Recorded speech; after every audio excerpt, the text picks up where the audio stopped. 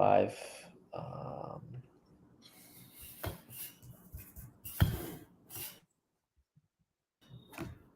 Welcome back. Just going to put it on Twitter. Okay.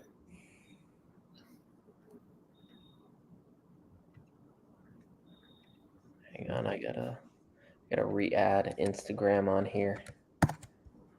All right.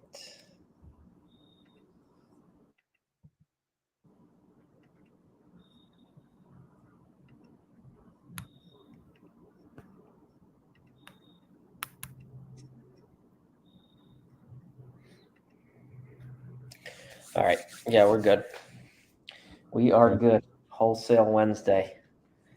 Back at it. Yeah, it just came up. Yeah. As we're waiting for some people to join, if you're joining us on YouTube, just make sure to hit that like button. Really helps out the videos and the algorithm. Consider subscribing to the channel as well. We're putting out 2 videos every single week.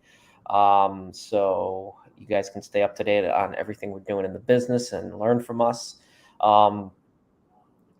Today's session, we're going to cover a lot. We're going to go through tons and tons of information. We're going to, obviously, if you guys have questions, drop them in the chat here. We're always happy to answer the questions. Anything Amazon FBA, Amazon Wholesale, whatever the question is, we'll answer it. And then Personal questions, anything, right? No matter what it is. Brad, how much your benches? That's not a. Can't put me on blast like that, man. Listen, man, my answer always winds up being that I don't, because I use dumbbells because barbells hurt my shoulders. Yeah. So that's like the most bitch of an answer. What's funny is my bench has always sucked. But it's like an oxymoron because I have a really good chest, but my bench is terrible. But a lot of people don't realize that bench is mostly triceps. Is it? Then why the hell does my bench suck too? I don't know. Triceps. Yeah, I guess it depends on where you. No, I'm messing with you. What happened? No, I guess you have no triceps. I guess. I don't know. Well, I've always, for years, I focused on my squat. Years in college, I focused on my squat. That was my number one priority, to try to get up my squat. And then I don't lift for heavy anymore, but when I used to, I was just trying to get the squat. Well, I mean, that's something that we both kind of, and this is just this commonality that we just happen to have, right? Is lifting, and it's obviously for physical, but it's mentally too. We always talk about that. It's huge. Just something about it, just being able to get that mental release, especially you're sitting in front of a computer all day. It's you just gotta. No doubt. Yeah. I went to the gym this morning, and you just feel good the rest of the day, knowing you got the work in. Yeah, for me, it's that's usually the last thing I do before I go to bed. So yeah, I don't know how you do that. I really don't. I couldn't. You're working out at 11 o'clock, and anybody that's watching the Instagram stories, that's not me. Yeah, that's me. It's always Brandon. I never go into the gym at friggin' 11 o'clock at night. I'm 2 hours fast asleep at that point. Yeah, really. I actually had a couple of questions rolling in here. We'll just talk about these. First one, just do you recommend Fair Wholesale, the website Fair? You want to talk on that? Yeah, we haven't really used it a ton. First of all, I would explain what that is for people that don't know. Yeah, it's an interim website basically between you and the brand. It's a wholesale website where you can create an account on the website, and you can actually buy wholesale through Fair, and you're not technically buying directly from the brand. You're getting, of course, legitimate product from the brand, but you're buying it through Fair, and then the invoice is going back to the brand. So it's almost just like a liaison between you and the brand. We really haven't. Was there one account maybe we got on? Yeah. Fair? So Fair has some restrictions too, where sometimes they will be pretty tight on their distribution and not selling to Amazon sellers. They also have the Fair Insider program, which is, I think, $30, $40 a month. And so what that does, one benefit to that is it gives you, I think, net 60-day terms, and it also gives you free shipping. So you could potentially get products cheaper on Fair, but a lot of times if a brand is on Fair, that means they're kind of, it might not be a product that you want to sell. It depends though. I mean, a lot of the times you just got to be careful, because I've heard of people getting their products, their accounts suspended or shut down or whatever it is, because Fair doesn't support Amazon sellers. Yeah. And anybody just joining on the live here, we're going to be answering tons of questions. So if you guys have any questions, drop them here in the chat. And then, as we're getting through the questions, we're going to kick it to Brandon. He's going to share this phenomenal story that he has about how he closed this exclusive brand agreement. It's phenomenal. But if you guys are following us on any social channels, you probably saw it, Fire exclusive, one product line. So, after we get through some of the questions, we'll get into some of that and how he did that. Yeah, the next question in here, I think, again, I toss this one to you here, is a new seller matching the buy box if I'm not getting it, or undercutting? I would say always, shoot for matching the buy box. And then if you can't get that buy box, I think it's case by case. Like, how much inventory do you have? How long are you willing to sit on that inventory? If you're just flat out not getting the buy box at all, I wouldn't be afraid to set the repricer to undercut a little bit, a couple cents here, a couple cents there, see if you retain that buy box, and then maybe go up and bring it up so you're not the price tanker. But at the same time, the number one priority should be to get inventory and turn it quickly. So if you find yourself, purchasing inventory and you're sitting on inventory that you're not selling, you absolutely, need to be that undercutter and get that capital back. Yeah, I was just going to say that getting that capital back is big. Like at the beginning, sometimes you can make the mistake of just like, I need to sell this profitably. I need to make money on this, right? It's a mental thing, but at the same time, you have to figure the opportunity cost of, like, you have limited capital. Nobody has unlimited money, right? So having that invested in other products sometimes is more profitable. So you should just sell the product at a little bit of a loss or a break even. Especially another element of it too that I was going to mention was, sometimes the longer you have a product, the more Amazon will put you in the buy box. So if your in-stock rate is longer and you've been in stock for longer, Amazon might give you a better share of that buy box, even as a newer seller with lower feedback. Right. Question off Twitter here says, how do I find wholesale suppliers that accept Amazon sellers? Yeah, I'm just popping this full sourcing guide here in the chat for this question, actually, just to reference, if OA Flips wants to watch this afterwards, we got basically a 1-hour breakdown on YouTube of how to find profitable wholesale suppliers. But to that question, how do I find wholesale suppliers that accept Amazon sellers?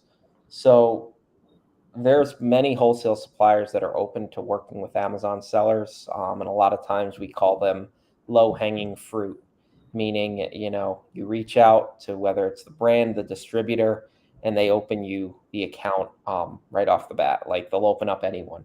Not that that's bad. Like, that should be great. If the products are profitable, you do your analysis, purchase the products, and, then you got an account, which is great. But the money is really in the ones that are not so much open to working with Amazon sellers, where you can actually come in and set yourself apart from all the other Amazon resellers. So that's really where the most profitable brands and distributors is the ones that have some sort of hesitancy around working with you. But at the end of the day, in terms of finding wholesale suppliers that are going to work with you, it's, about volume. So are you sourcing through Smart Scout, which in this video that I just dropped here is going to go into all of that. Sourcing through Smart Scout, we're doing storefront stalking, and, you're adding many, many leads to your list, and you're contacting in volume. So you're your bottom line, your closure rate is going to be a percentage of the total amount of companies you're contacting. Yeah, I'm just going to echo that volume. So what it comes down to. Because at the end of the day, most wholesale suppliers you contact, unless it's like Brad said, low hanging fruit type of supplier, they're not going to accept Amazon sellers. So the more companies that you contact, the higher the chances are that you're going to get a solid amount, right? Like nobody shoots for, I want to, contact and close 10% of accounts. Like people shoot for numbers. So I want to get 10 suppliers, 20 suppliers, right? And that's just a percentage of the total amount that you contact. Right. And sometimes you can convert those too, like you said, down the line. As you develop the skill set, it's like eventually those I don't accept Amazon sellers, it's the most common thing we hear. And a lot of the accounts that we have, exclusively selective or just accounts in general, at one time did not accept Amazon sellers. So Right. Yeah, exactly. And as you guys, if you have questions, drop them in here in the chat. But I honestly think this is a good segue into talking a little bit about that agreement that you closed. So, going off of what this question was about, finding wholesale suppliers that are going to work with you, right? And we focus, if you guys don't know, we focus mostly on brands directly. So we're looking to get an account with the brand directly rather than a two-step distributor. And that doesn't mean we don't work with distributors. It's just brands are our focal point. So going off that and keeping that in mind, take us back to the beginning. Like, where did this brand exclusive agreement start, and how did that sort of manifest? Yeah, so I've kind of like thought about it, like the way of explaining this, right? I just want to say this before I even get started on it, right? Is like there's two different parts to closing an exclusive agreement. There is what you do, like physically what you do. So submitting a purchase order, following up, sending a gift basket, right? Like whatever there is that you do. There's the physical side of it, and then there's the whole other side of it, which is intangible, which is the like emotional side of it. And the emotional side of it, this is like, for anyone watching this, if you're doing brand direct wholesale, like write this down. There's the emotional side of it where your physical is impacted by how the emotional is going. So when we talk about building brand relationships, it's a relationship. And one of the ways I explain it is like fishing, right? Like, you need to know when to let the line out and you need to know when to pull it in. And it's a push and pull based on the other party's emotions, how they're feeling, how they're acting, how they're talking to you, their tonality, their needs, all those different things. And so it's a constant, you're going to evaluate how they are and what their position is, and then you're going to take an appropriate action based on how they're feeling. So then the reason I preface it with that is just like you said at the beginning of this, right? This started out just like any other call. Initial contact, you start out, we're interested in selling your products on, opening an account, sell your products. We mention Amazon, and it's usually a hard no, and that's what this account was. And so you transition it from that into, I was looking at the account and what their needs were, and this was one of those situations where the account needed everything, right? And like that starts from our sourcing process, because we target the companies that need help and need these things as a brand direct wholesale seller. And so this brand needed everything. They needed optimization, they needed control over the supply chain, they needed all those things. So given my conversation with them, the first conversation I had was not great. It was an initial call. And I followed up with this information, again, following up, providing value. And the second time we got on the call, there was a little bit of tonality that leaned towards my way, basically, our way on this. The third call, I wound up requesting an email before the third call to get on the phone with the owner. And They emailed me back a couple days later and said, I have 15 minutes right now. Let's get, like, if you want to get on the phone, right? And so pivot, adapt, like I was doing something else, obviously, got on the phone with them, 15 minutes, like talked about what we could do for the brand. And that right there, you know, is still, for the most part, I think most sellers would do this at this point if they're experienced in brand direct wholesale, getting to a decision maker, talking to a decision maker. But I actually wound up getting the sense of tonality from them that said that I had to go out and meet them. And so they are across the country, and I actually flew out to meet them. And I had like a 23 or 24 page proposal, not even a proposal, just explaining all the information and reiterating everything, pictures, value, every single thing, to throw at them based on how they were interacting with me on the phone. Now, in most cases, like, I mean, you know, this intuitive sense that we talk about, and this goes back to the emotional aspect of things.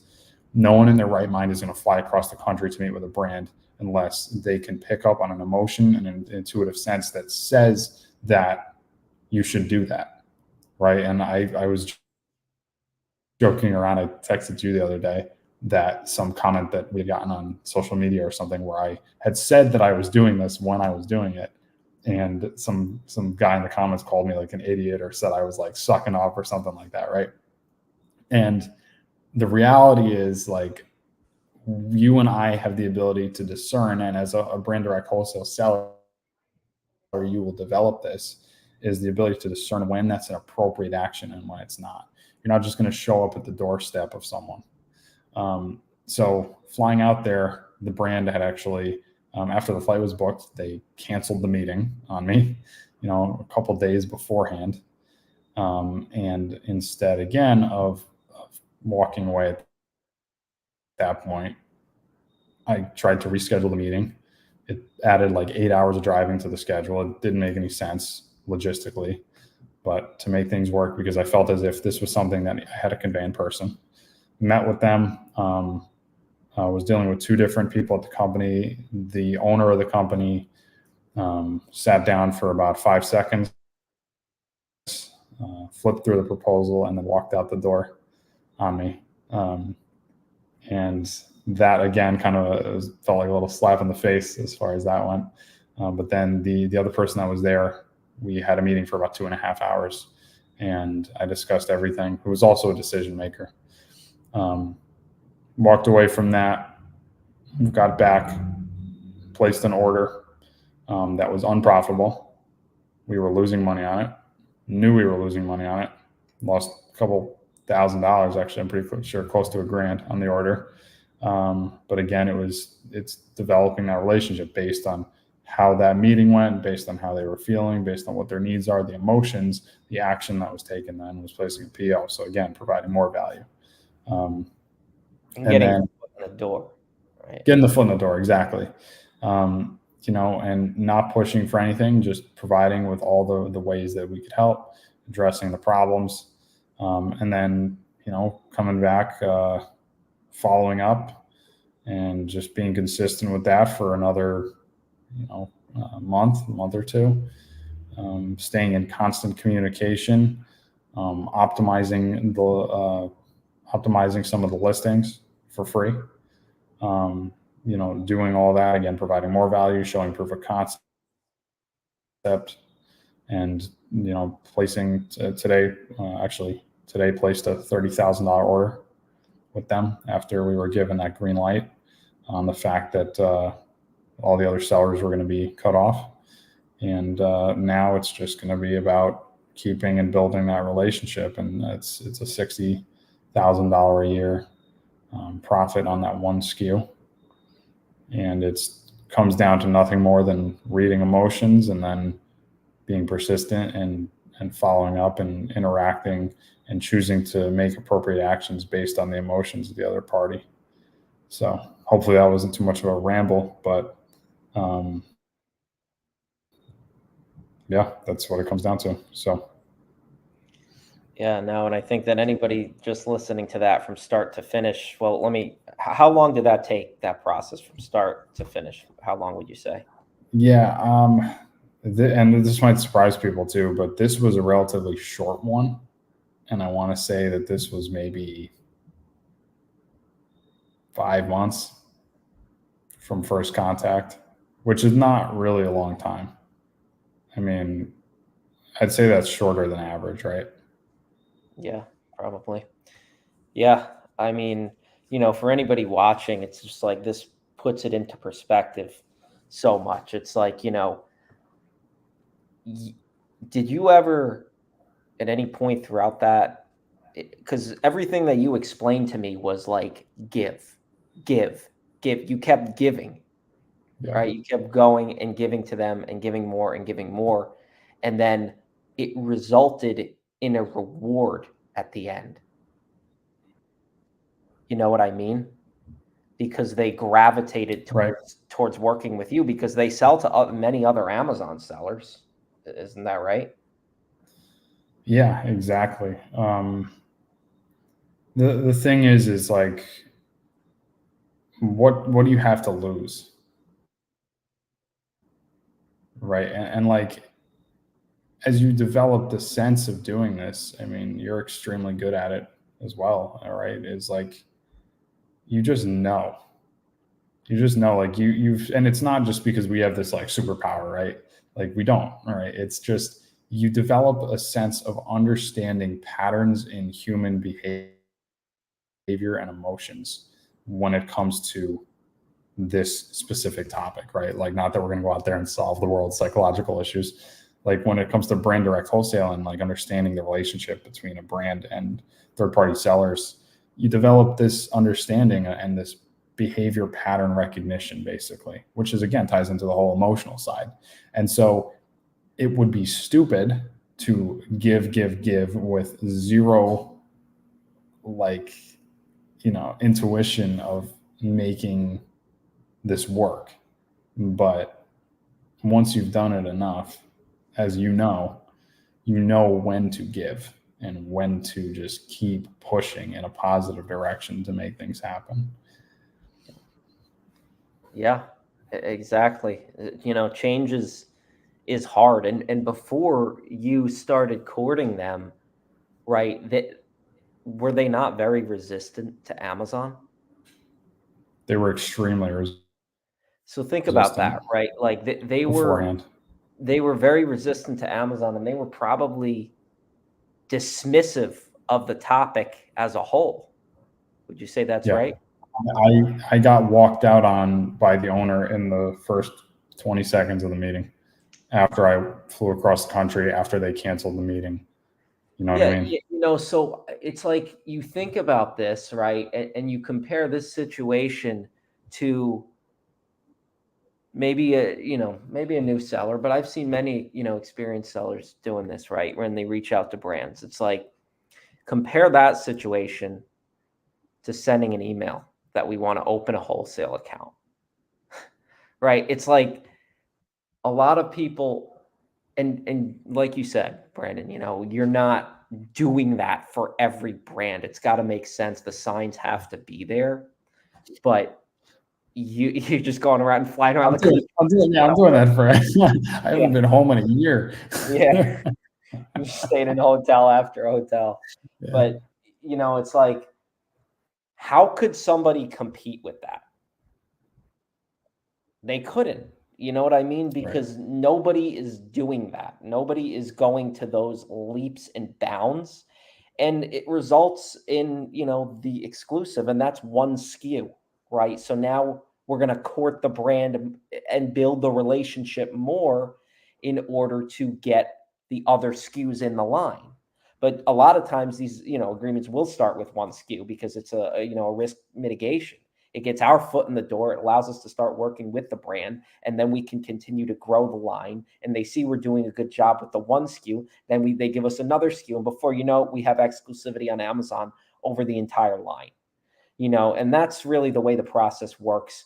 Crawl, walk, run. I mean, it's very simple in principle. It's sales. It's all sales at the end of the day. But you're just providing so much value that it hurts, and they just see this is the best solution. How could we not do this? Nobody has done this. This guy flew across the country to see us. Like, Yeah. nobody has done this.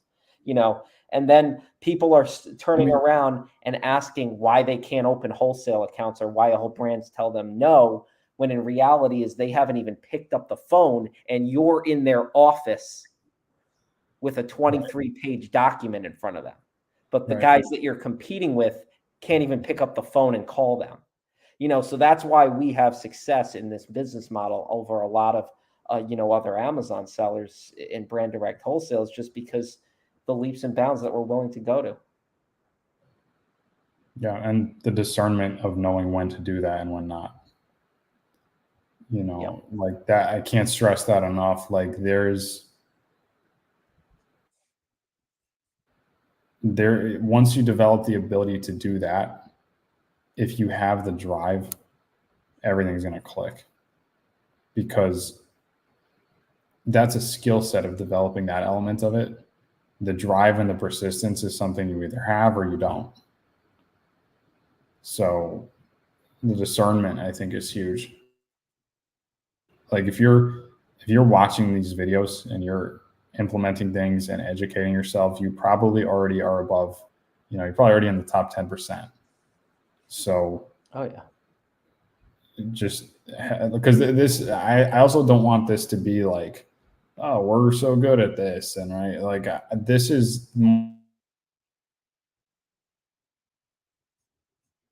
Still there? as an example of a real life example, something that happened quite literally this week for us in our business. And to say, okay, I have a situation that's similar, or I've noticed this, or I've picked up on this with a brand that I'm talking to, and I'm going to start doing these things because it worked for them and it's worked for them consistently. So it's probably going to work for me, and implement those tactics, into that. Yeah. Yeah, these lives are to teach you guys and give you examples of what we're doing in the business, so that you can, like Brandon said, parallel it to your business and see, okay, well, here's, what some successful brand direct wholesalers have done. How can I implement, even if you just get one piece of information out of these lives, this is why we do them.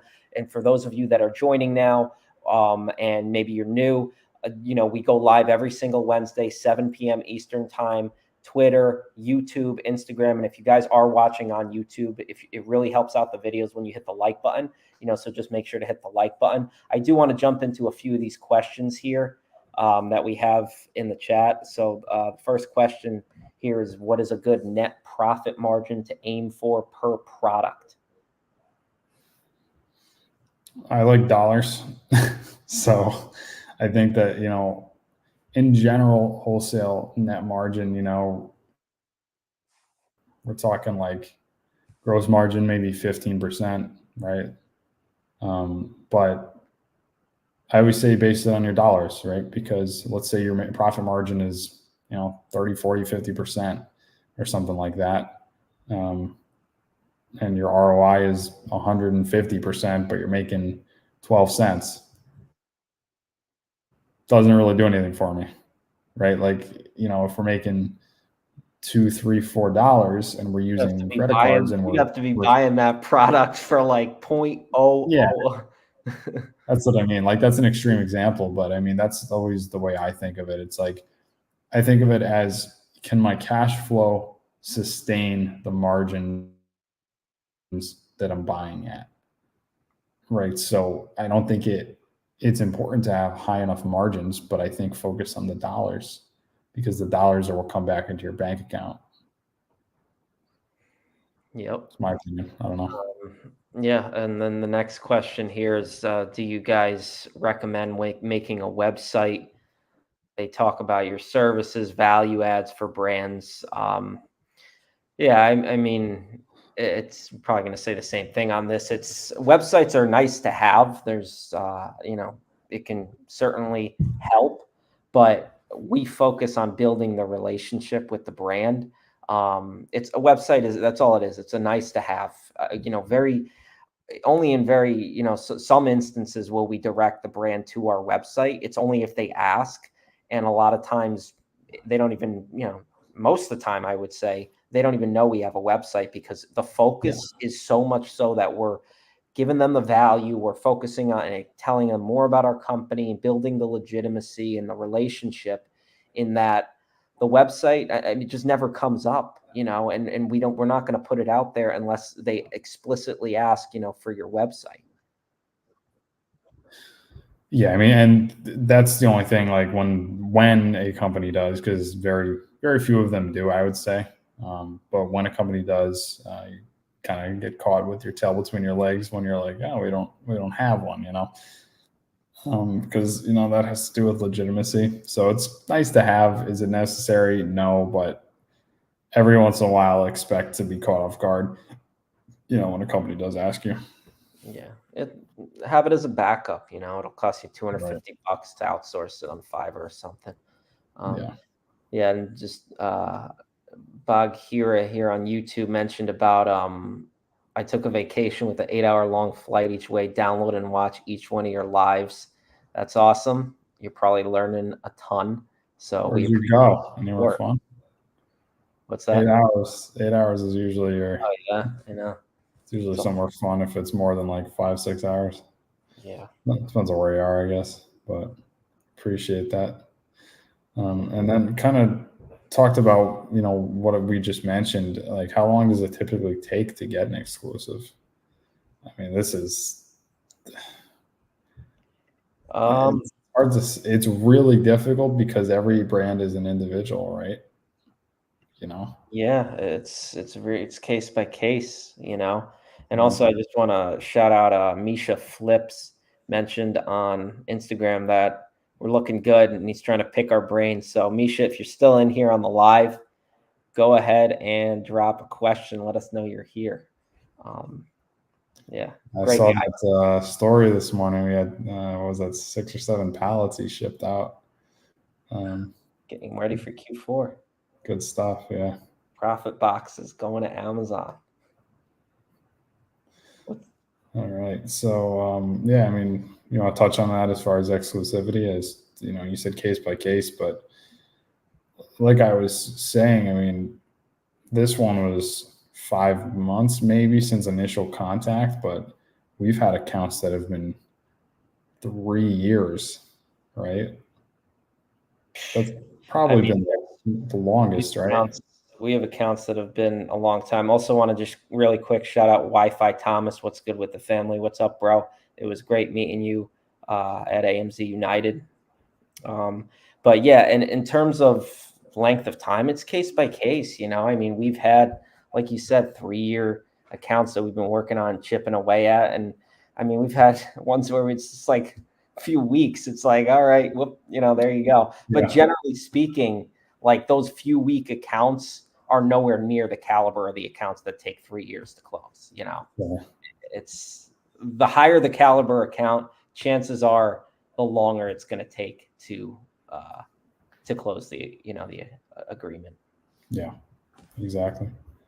What percentage of doing brand direct wholesale is a sales job versus Amazon seller? That's an awesome question. Do you want to answer that, or you want me to? Go ahead. I mean, I think that's a great question because it really comes down to like your position in your business. And I talked about this on, I think it was an Instagram question that I answered the other day, where someone asked about, or it was off of YouTube. It was one of our questions off of YouTube that I answered, and it was something along the lines of, I don't like to do sales. I would be closing a lot more accounts if I outsourced the sales and the business. And for me and for you as the owners, right, we look at it as the sales is the driver of revenue. We are the ones that have the biggest vested interest in the business. We are the ones that are going to do the sales and drive the revenue, and everything else is going to be an expense, and everything else is going to follow the sales. So as an Amazon seller, as Nate said in the question here, I think that as an Amazon seller is all the back end stuff. It's all the price lists. It's all the organization. It's submitting cases to Seller Central to get reimbursements. It's all that stuff. So I think ideally for me, and the more we grow in the business and the more you grow, you outsource the things that don't drive revenue. And then you find systems and build things around the things that do drive revenue. And so I think if you want to do the sales, I think it's the best position you could be in because it's going to drive your revenue. And I think that if you don't want to do it, then you better train someone really well who knows how to do it, to drive the revenue of your business, because everything is based off of that. Yeah. If you're not dialing, your business isn't growing. And at least in this business, brand direct wholesale in general, you got to be making calls, got to be doing outreach for sure. Yeah. What's your opinion on low margin but pushing a lot of volume? We have a distributor that sells a lot of beauty products, but margins are low but very high volume. Yeah, I mean it's kind of case by case again. I feel like I'm saying the same thing for all the questions, but that's it's like, what's the nature of the product? How many units is it selling per month? What is considered a low margin by you? Because a low margin to me might not be a low margin to you, might not be a low margin to the next guy. So it's all very much so dependent on your specific situation. I think that you got to make a holistic assessment of the product, and if the margin just isn't justified by the volume, because that's generally going to be the biggest trade-off, right? You're trading, a lower margin, but you got to be pushing high volume in order to make up for that. And if you look at your bottom line and you say, hey, you know what? This is my bottom line, and maybe I'm only making 10%. Maybe I'm only making even less than that. But this thing comes in and it flies out the door, and I got to replen it every 2 weeks, 3 weeks. Well, maybe it makes sense for you, but for somebody else, it might not make sense. And it might not make sense in the instance of if you have limited capital, because the return on your investment, when we talk about that metric, is directly related to the amount of money that you make relative to how much money you invest. And somebody who's a newer seller who has limited capital is probably going to need that higher ROI in order to grow their business, right? Whereas the $100 million seller can afford a 5%, right? Can take a 5% ROI or a 5% margin because, they're running on massive volume, so assess it holistically is what I would say. And, what's your turn rate, things like that. I have nothing to add to that. That was amazing, except for some reason, I have our Instagram live pulled up on the monitor and back here, and the entire color of the screen just changed from white to black, and I don't know why. Maybe is there a night mode on Instagram you're talking? Yeah, I don't know what happened. I don't know if you saw me look. The whole screen changed. Weird. Anyway, so what is the best way to find niche specific trade shows? I'm gonna let you do that one. I feel like you find most of the trade shows. You're like, yeah, I got this show that only sells, recycled dog bones. Yeah, it's like a niche of a niche of a niche. We should go. Sell on Amazon? Nah, doesn't. Like, where is it? You're like, Russia. Yeah, it's in some obscure location. Yeah. Like the total market size. You're like, we could be. You're like, we'll leave Monday. We'll be back Thursday. It's fine. Yeah, plenty of time. Yeah, but in terms of niche trade shows, those are the ones that you actually want to go to versus the general shows, to be honest with you. And it's not a knock at like an ASD or something, but like at the end of the day, you're going to close you're going to have way more potential at a more industry specific trade show than you are at an ASD. Like an ASD is to get your foot in the door with maybe some distributors, get the reps in, understand what the process looks like. Don't get me wrong, you could close accounts at ASD, but the industry specific trade shows are the way to go. So, I mean, I know about the industry specific trade shows because of conversations I have with brands that either we currently work with or prospective partners. but you can very easily do a Google search. Look at the Amazon categories, right? Like, some industry specific trade shows that come to mind that we've been to this year. Fancy Food Show, That was a great show. Cosmoprof Beauty Show. Where else have we gone? Supply side. Yeah, we've done a lot of Amazon events this year. I feel like more so than Yeah, but there was a couple. I mean, maybe not this year, but last year too. There was Expo East, Expo West.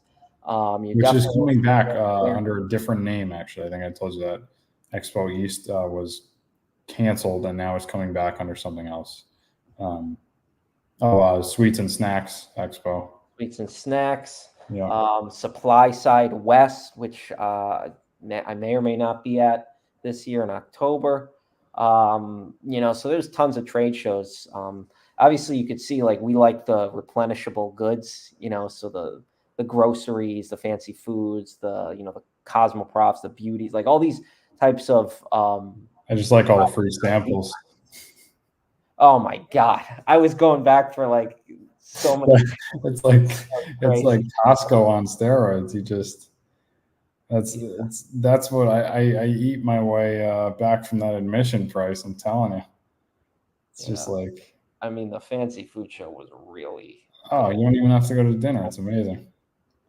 Really? It's the best part. It's my favorite part. I don't even care if we don't close an account there. I just They had like all kinds. It was like we were eating Argentinian beef. It was like then we were going to Italy. Then we were going down to France. It was like, great show. Did we close any accounts from that one, or did we just eat the whole time? I can't even.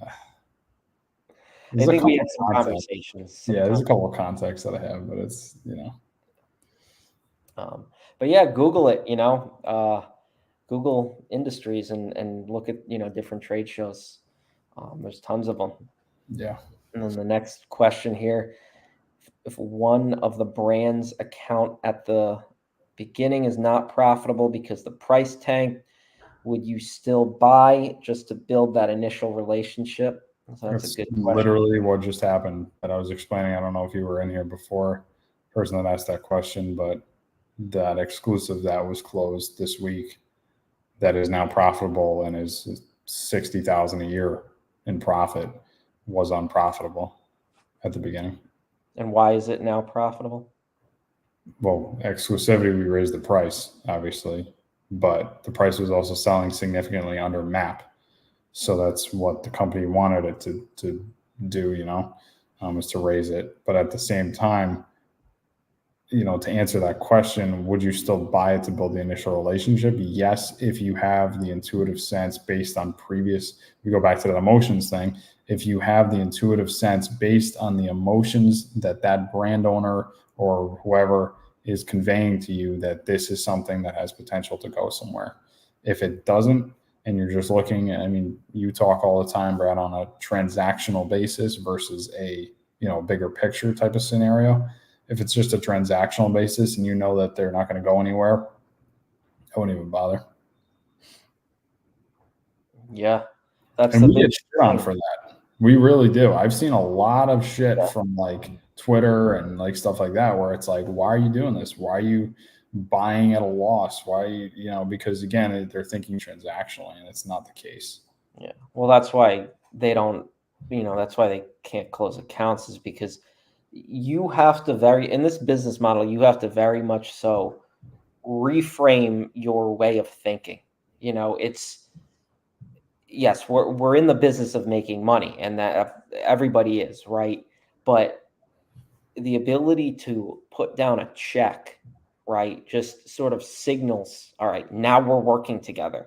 So there's been situations that I've been in where, I could be providing all the value in the world, all the information under the sun, but I never paid them because, you know what I mean? Who's this guy, right?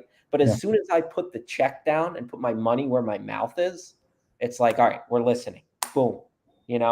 It's like a mental switch, and it's not applicable in all situations, right? But we go back to the theme of this entire session here, which is emotional intelligence and reading the reading the room and understanding if it's the right time to make strategic decisions, like write them a check. Yeah, value is subjective too. It's like talk about what a brand considers to be valuable. Sometimes until you cut them a check, they don't care about anything. You've always been very good at doing that. I tend to want to do everything but pay the brand, but which eventually, we have to, obviously. We're going to be working with them, but I try and push personally as far as I can with them before I have to outlay any of our capital. So, that's definitely a good and nice conservative approach for sure. I mean, sometimes it doesn't work though, which is exhaust all options before you have to write a check, but anytime we're writing a check, we have a gauge on it. And what we mean by write a check is like, we're talking about the product not being profitable, right? Because if the product's profitable and we can make money on a transactional level, there's no debate for anything, right? Nothing's up for discussion. But there's many, many instances that we see with brands where the products are not profitable or selling at a loss, but we see all of the different signs that are pointing towards this might be an exclusive because of a conversation we have, or they have a crappy listing on Amazon, a terrible Amazon presence. And because of those signs and because of the conversations we've had with them, it prompts us to say, okay, hey, we're going to put our money where our mouth is, because even though the products are not profitable, even though we're not making money today on today's transaction, this is a foot in the door purchase to fast track a long-term, with the goal of being exclusive relationship. Right. And it's worked many times, and there's been times it hasn't worked too, but it's all, getting a gauge on it and making, just making your best judgment. Yeah. It's again, the initial steps of that goes back to volume, is that you are never going to get in touch with that right brand unless you're reaching out to enough.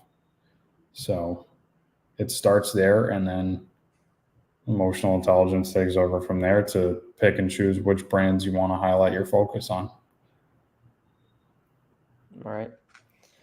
Yeah. And I think that's really the theme of the call is, a lot of people ask how we close these types of exclusives. It really goes back to that emotional intelligence, and then giving the value, and providing the solutions and letting them make the decision for themselves. Because if they don't want to, you want to work with people who want to work with you. If sometimes it's just not the right fit, whether it's timing, whether it's person, whatever, right? Sometimes it's just not the right fit. So I always say, I want to work with people who want to do business with me. I don't want to beg them for their business, but at the same time, I'm going to push, because a lot of these brands have a lot of resistance around Amazon. So if you guys have any last minute questions here, drop them in the chat. And if you are watching this back on YouTube at a later date, go ahead and drop a comment. We always answer those comments in a timely manner. If you guys have any last minute questions, we're happy to answer them. We go live every single Wednesday, 7:00 Eastern. If you guys aren't subscribed to the YouTube channel, in addition to the lives, putting out 2 videos every single week, Thursdays and Sundays. We got a nice video dropping for you tomorrow. Any last minute thoughts? I think that's it. It was a great live. I appreciate all the questions all the time. We both do. It's and that's actually that's Paul Sherman, my dad here. Providing value is critical for all businesses. I think that's a perfect note to end it on. Yes, sir. Exactly. Well said. All right. Thanks so much for watching, guys, and we'll see you next Wednesday, 7:00 Eastern.